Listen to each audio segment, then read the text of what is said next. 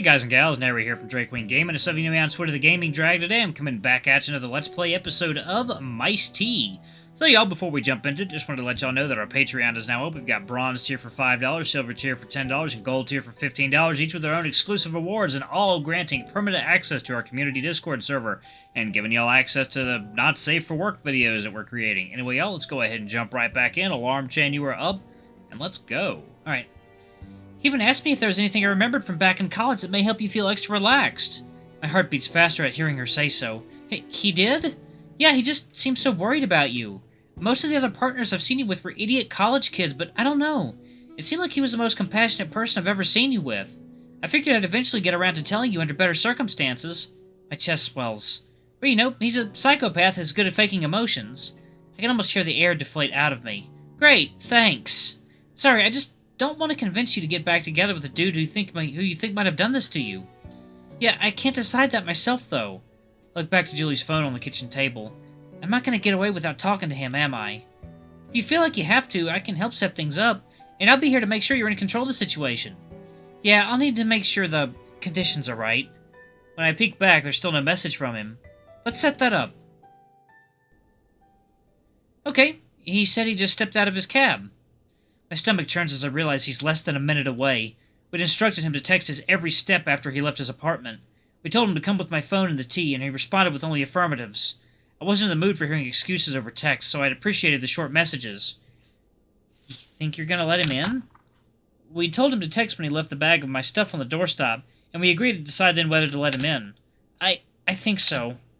I really want some kind of explanation for everything, even if I don't know if I'll believe it. Don't tell him to come in yet, though.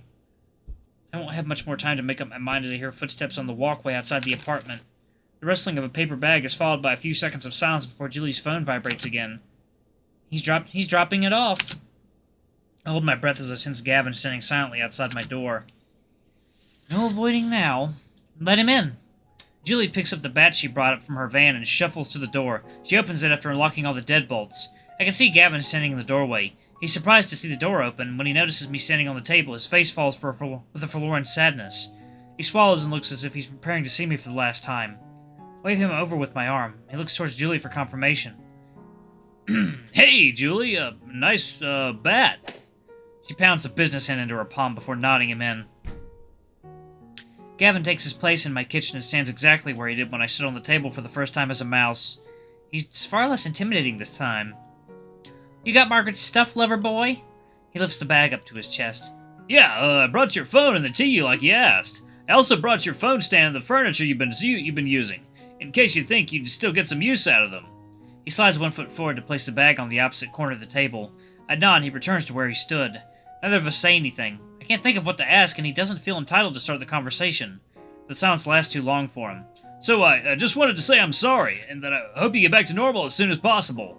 I know you have Julie here to help you with that now, and she'll probably do a better job than I have so far.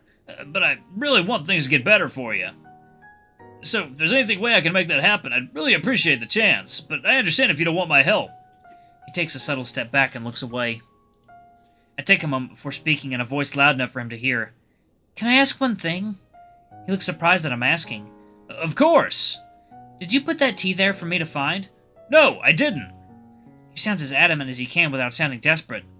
I'm really supposed to believe that a magical tea that happens to facilitate your impossible fetish showed up by chance at your store. We both know how it sounds, and he doesn't have much to offer besides a regretful shrug.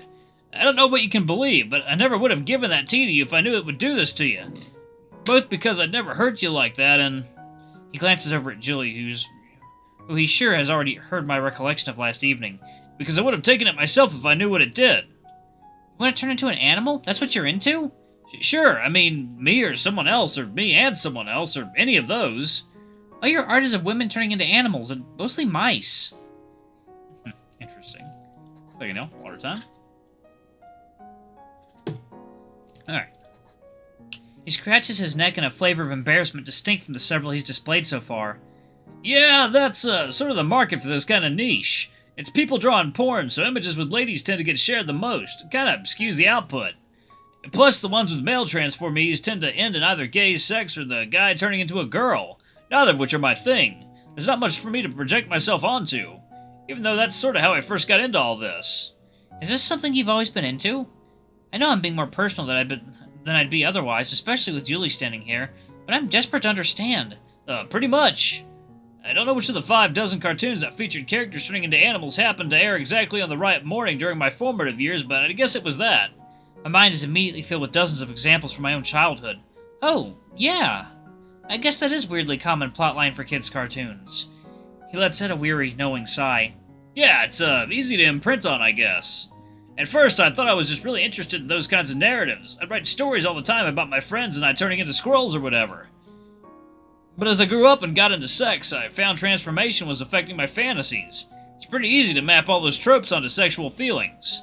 Becoming nude by losing your clothes, the weird and dangerous power dynamics when becoming so small, turning from a full person to something cute to be doted on. His explanation sounds logical in a weird way, though I never would have made the connection myself. But since it was such a specific and possible thing, it didn't really affect my love life much. Not many ways to incorporate it into a physical relationship. Just a sort of thing I was into in my spare time.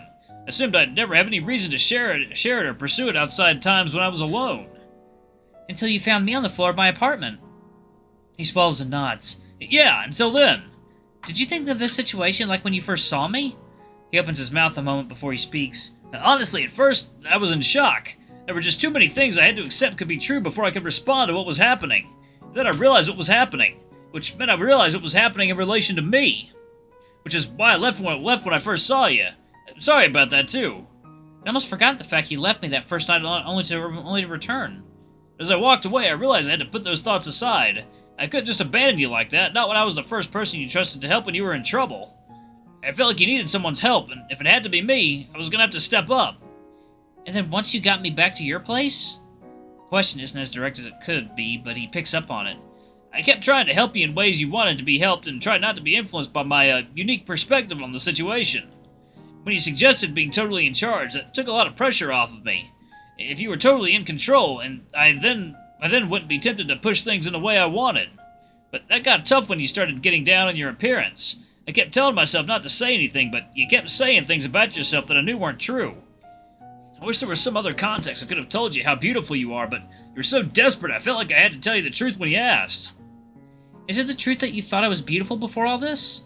Yes, I thought that way about you for a long time, and even before you took on that date to your sister's wedding. And what's the truth about how you think I look now? The real truth. He looks the most conflicted he has all morning. I think you look enchanting. Your ears, tail, fur, and nose are all adorable and sexy. I love the fact that I can hold all of you in one hand. And the way you're so powerful even at that size is simply amazing. It's something I've never thought about in all my years having this interest, and it's uncovered things I never knew I enjoyed. He inhales after expending so much of his breath and vulnerability. It would be selfish to keep you like this. That's why I'm committed to help you turn back. I've probably already experienced more than anyone else with this same kink. It was more than I deserved, and I can't possibly ask you to stay with me after what you learned. 1 second, y'all. It is water time. I just want to help and maybe be friends like we used to be. He shuts his mouth and folds his arms in front of him. I have a feeling he won't speak again unless I ask him something else. Is that true? Did he seriously try to not push me toward a physical relationship? I was really in charge that whole time, right? Was he actually seducing me?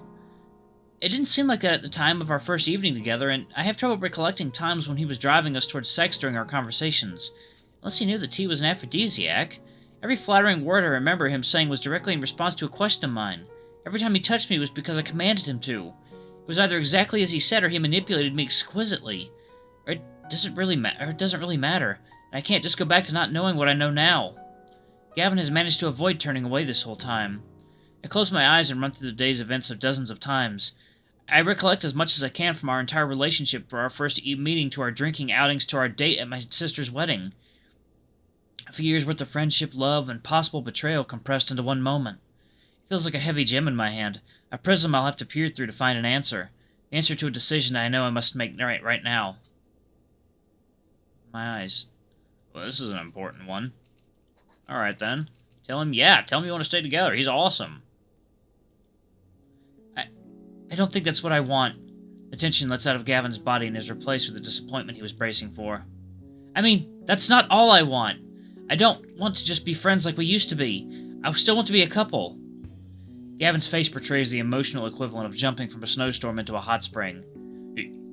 Are you sure?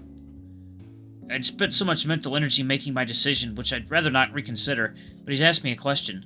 Yeah, I think so. My time with you has just been so nice. It seems like such a silly reason, but I haven't had enough nice things in my life. The way you treated me and helped me was so reassuring. I've never been in a relationship where I felt so appreciated. Even Julie could see how concerned with my well-being you were. Couldn't you, Julie?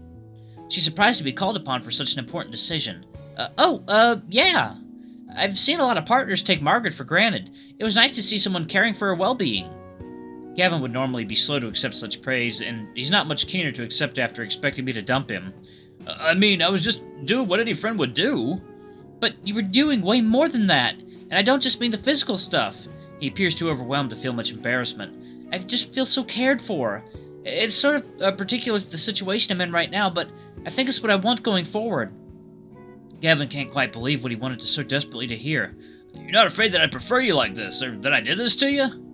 Of course I'm afraid. Maybe I'll never believe you 100% that you wouldn't rather have me as a mouse. Maybe I'll always wonder if this happened on purpose. But I'll never know about that with anyone. I'll never know for sure if someone I date thinks their ex is prettier than me. I'll never know if someone snooped through my things or not. I can only ever trust someone, and... My tail wraps around my ankle. I trust you. Gavin grows twice as tall. Thank you. I'd love to stay with you. I want it more than I ever wanted anything. He steps forward, instinctively knowing you're supposed to hug in this kind of situation. I hold my hands out. Whoa, easy. Maybe later when you're not so excited. I'm still little. Gavin is chastened, but still ebullient. Sorry for the yawning. I just woke up. Yes, of course. Sorry, I'm just so... I've never seen him so full of energy. Let me help you fix all this. So, should we get started? Should you get started? Should we get you started on meditating back to normal? Maybe measure you before and after. The happiest moment of his life, and he's still trying to problem solve. We'll get to that later. I just want to calm down for a bit. Now that I know what my decision is, I kind of need to figure out what it really means. Oh yeah, sure. If you need to relax or ask any more questions, whatever you need.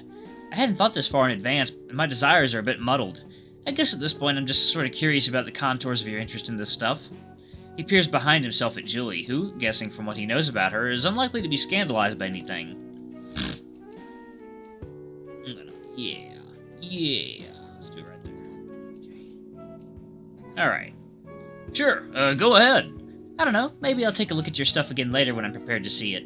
I'm not sure, though. I've never dated someone who is a furry. The words act as a speed bump in his brain. It's his first time hearing me say it. Oh, right.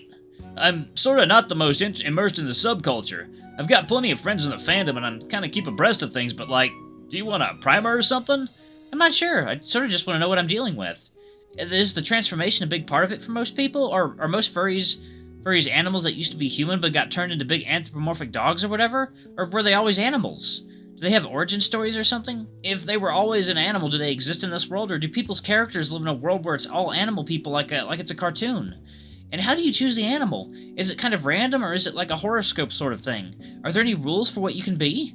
Do most people draw their own stuff? Are there people who will make art for you or something? Does everyone have one of those big mascot suits?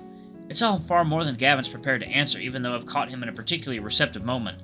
That's a lot to answer at once. I suppose I could whip up some kind of introduction or something if you really want. Or I can just give you both my day pass to the con. Wait, you have the day pass to NEFF? Yeah, she was gonna sell some pictures there or something. Like an artist alley? Nah, just some cheesecake photos. Only Julie could come close to supplanting the relief he felt with confusion. Wait, are you? Don't bother. I learned to stop asking questions a long time ago. Yeah, now that I have a job, I don't need the cash as much. I'll even hold down the fort at the shop while you two go. It's the last thing Gavin thought he'd be doing today, but he's in an amenable mood. I guess I could give you some kind of tour, show you what the vibe there is like. I probably won't be the best tour guide, but I might be able to answer some questions. Do you actually want to go? Finally, someone asked my opinion on the matter, but I find myself excited by the prospect. I mean, if it's free, I really am sort of curious about the whole subculture if it's something my partner's into. I'd be surprised if it's the worst thing a boyfriend has ever dragged me into. Seeing the sights from your pocket doesn't sound like the worst idea. After all this stress, a festival atmosphere might be fun. So, I guess I'll open the store for Julie and we can go to the convention center. It's nearby. T-Friends, actually. I'll grab my keys. Off to the furry convention. Off to the FurCon, y'all. Oh my god. Yep. A mouse in Falcon's clothing. Oh my god. And I'm going to go ahead and pause it right there, y'all. Thank y'all so much for watching. Don't forget to like, comment, subscribe, ring that notification bell, leave a super thanks, or tip if you can, it always helps. Until the next video, I love you all. I'll see you next time. Don't forget to check out that Patreon, y'all. Bye-bye!